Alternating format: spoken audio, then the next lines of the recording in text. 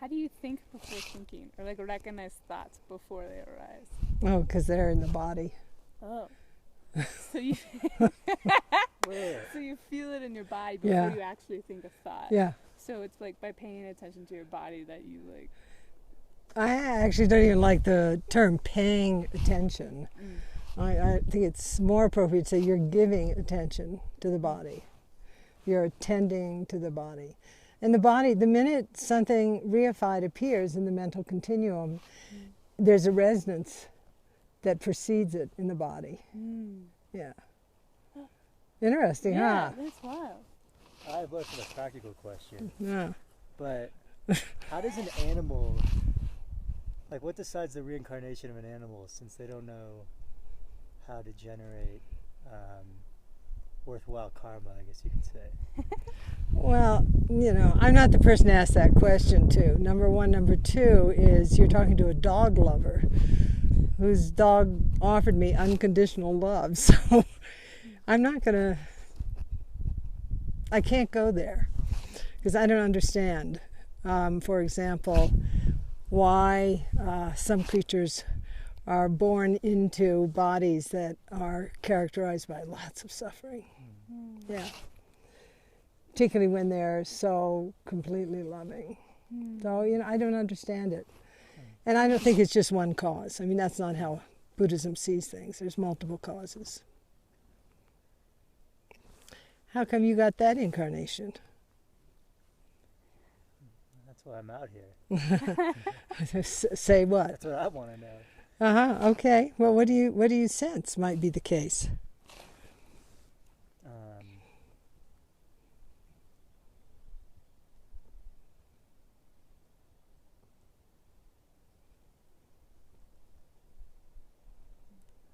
I would say the senses that I use to sense aren't proper tools to know. I'm so ignorant when it comes to these type of existential issues, but I'm just as curious as I am ignorant. Well, I think it's good to be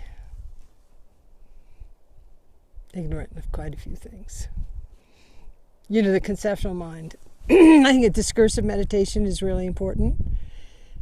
Being able to see clearly and to discern in a very clear way, and to be able to, I don't know how would you say this, but it's to deduct in which direction of thinking does reality open up, and also to recognize that thinking is not reality.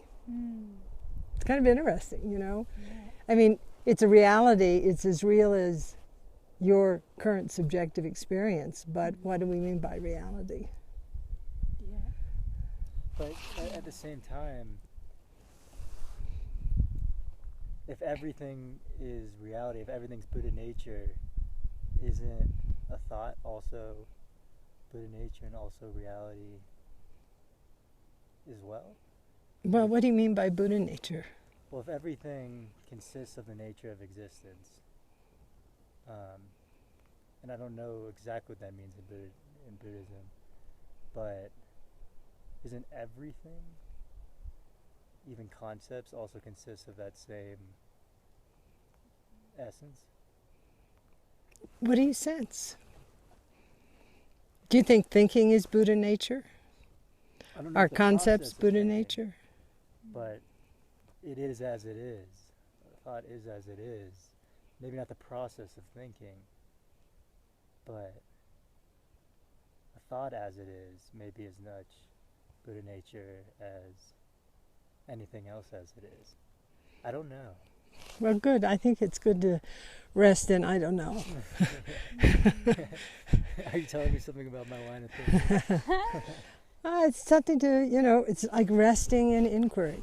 How is it to bring a mind that's fundamentally curious into the investigation of how thinking arises, what thinking is comprised of, where thinking goes once you've finished thinking that thought?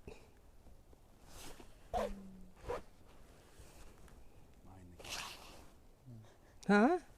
Yeah. So where does the thought go? They say release the thought. Well, who releases what?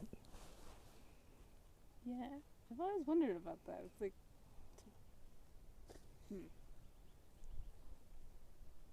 Yeah, because it's not still there, but then it can't like if like Alan was talking about how the like conservation of energy, like it can't just disappear. So does it just like return back from where it came? Like is it like the not one, not two kind of situation? Is it? Yeah, where does it? Where does it go? So that's really good to sit with. Yeah. You know, it's not a matter of me handing you a diamond. It's a matter of you discovering it. Yeah, that makes sense. So how do you discover it? Sit. And what happens when you sit? You see the patterns of your mind. Oh. Maybe. Could happen.